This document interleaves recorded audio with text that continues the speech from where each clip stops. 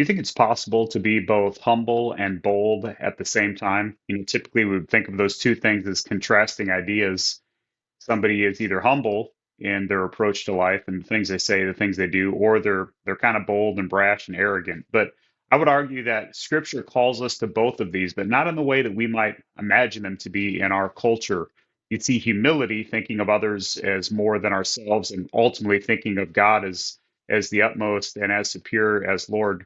That's required for us to have faith, to trust and follow God, is to have that humility, that surrender, and even to the point that we're willing to humble ourselves and serve others.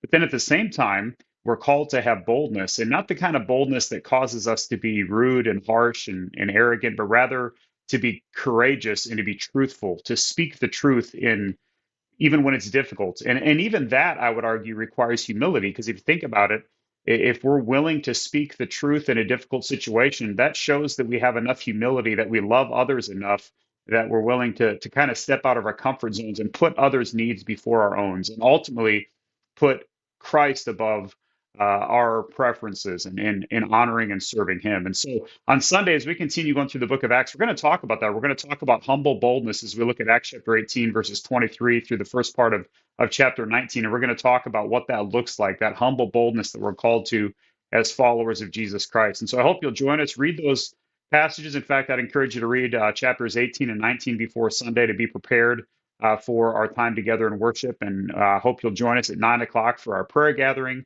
at 9:30 for family groups, and then at 10:40 for our worship celebration. Spread the word. Of course, it's always good to be in the word and being prepared for our time of worship, but also spread the word, spread the times that we gather, and invite some unchurched family and friends to join us on Sunday morning. Hope to see you then.